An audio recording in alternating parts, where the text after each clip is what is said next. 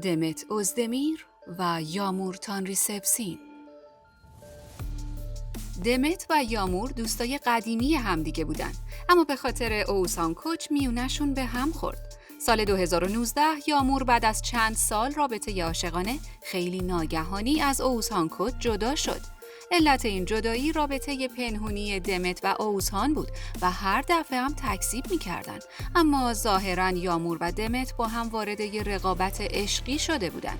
بالاخره سال 2021 اوسان و دمت رابطه رسمیشون رو اعلام کردن و دمت برنده این رقابت بود. یامورم تنها کاری که تونست بکنه بلافاصله دمت رو از اینستاگرام خودش آنفالو کرد. دنیز چاکر و سینم کوبال. رقیب عشقی دنیز چاکر کسی نبود جز سینم کوبال. ماجرا از اینجا شروع میشه. دنیز و ابراهیم با هم رابطه عاشقانه‌ای رو داشتن تا جایی که در شرف ازدواج بودن، اما یهو ابراهیم رابطه‌شون رو به هم میزنه و با سینم وارد رابطه میشه. بعد از مدتی ابراهیم چلیکل از کار خودش پشیمون میشه و برمیگرده پیش دنیز و میگه که پشیمون شده، اما دنیز دیگه اونو نمیبخشه و این پیشنهاد رو رد میکنه. دیلان چیچک دنیز و آیبوک پوسات. مثلث عشقی بعدی دیلان، فورکان و آیبوکه بودن.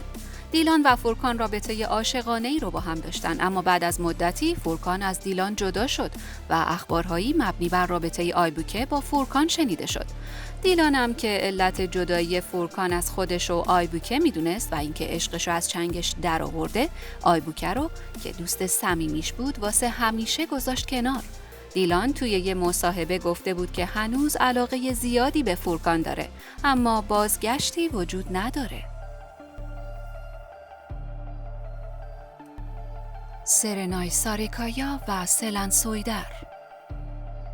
ماجرا از اینجا شروع میشه که سرنای ساریکایا با بازی در سریال عمر گل لاله با همبازیش تولگاهان سایشمان وارد رابطه عاشقانه شد. اما با ورود سلن سویدر به این سریال، تولگاهان سرنای رو رها کرد و عاشق سلن شد. همینجا بود که رابطه سرنای و تولگاهان به هم خورد و سرنای به خون سلن تشنه شد و حتی چندین جا گفت که سلن تولگاهان رو فریب داد و از من گرفت. بولند اینال و کیوانچ تاتلیتو.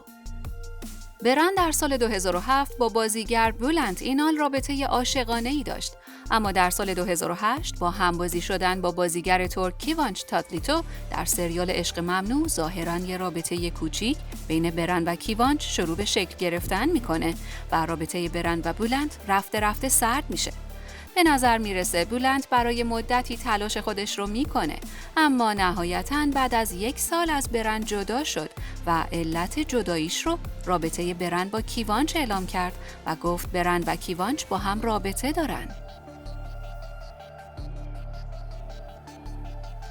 الچین سانگو و گوبسه اوزای. رقیب عشقی گوبسه کسی نبود جز الچین سانگو، اما گوبسه نهایت سعیشو کرد که الچین و باریش که در سریال عشق اجاره‌ای همبازی بودن به هم نزدیک نشن. حتی به الچین در فضای مجازی و رسانه‌ها گوشه و کنایه میزد. کار به جایی رسید که گوبسه دست به دامن نویسنده فیلمنامه این سریال شد و ازش خواست تا صحنه‌های عاشقانه این زوج رو کمتر کنه. در مصاحبه‌ای از گوبسه اوزای سوال کردن آیا بین باریش و الچین رابطه عاشقانه‌ای وجود داره؟ گوبسه در پاسخ به این سوال گفت اونا روابط عاشقانه فوق‌العاده‌ای در سریال داشتن، هرچند ما این اخبار رو عادی جلوه میدیم. سدا گوون و ازگی آسارولو. کرم جم در سال 2014 طی رابطه عاشقانه‌ای با سدا گوون ازدواج کرد، اما بعد از مدتی خبرهایی در مورد رابطه کرم با بازیگر ترک ازگی آسارولو شنیده شد. با وجود اینکه کرم متأهل بود، با ازگی رابطه پنهونی داشت. به همین دلیل سدا و کرم بعد از 9 ماه زندگی مشترک از هم جدا شدند. بعد از جدایی کرم و ازگی رابطه‌شون رو رسما اعلام کردن که خب طبیعیه که چون این رابطه‌ای دوام نداشت و بعد از 2 سال تموم شد. توبا بویوکستون و برانسات. توبا بویوکستون زیبای ترکیه هم توی مثلث عشقی قرار گرفته و رقیب اون کسی نبود جز برانسات. توبا رابطه عاشقانه‌ای با بولند اینال در سال 2005 داشت که این رابطه چند ماه بیشتر دوام نیاورد و بولند توبا رو کنار زد. در نتیجه برنده این مثلث عشقی برانسات بود. توبا بعد از اون با برانسات توی هیچ پروژه مشترکی شرکت نکرد و کینه اونا از همدیگه همچنان ادامه داره.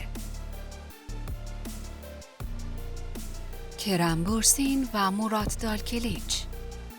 مراد دالکلیچ عشق سابق هانده ارچل بود. مراد یه رفیق تمام عیار و یه عشق واقعی برای هانده حساب می شد، جوری که توی دوران افسردگی هانده به خاطر از دست دادن مادرش همه جوره کنارش بود و براش کم نذاشت. اما با شروع پروژه جدید هانده به اسم تو درم رو بزن و همبازی شدنش با کرم بورسین همه چی عوض شد. این زوج که در شرف ازدواج بودن کارشون به جدایی کشیده شد. از همون موقع مراد چشم دیدن کرمو نداره و اونو باعث و بانی این جدایی میدونه.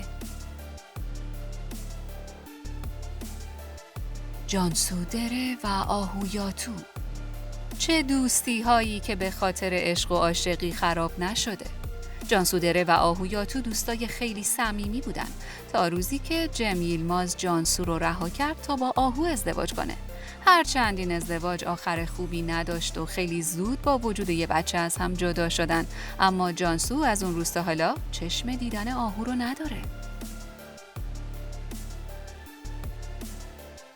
مراد اونالمش و سارپ لوانتولو. سال 2011 مراد اونالمش و بیرجه آکالای با هم ازدواج کردند، اما با همبازی شدن بیرجه آکالای با سارپ لوانتولو در سریال ارباب کوچک شایعه‌هایی مبنی بر رابطه عاشقانه بین بیرجه و سارپ لوانتولو وجود داشت و همین باعث شد مراد و بیرجه از هم جدا بشن و بیرجه با سارپ ازدواج کنه.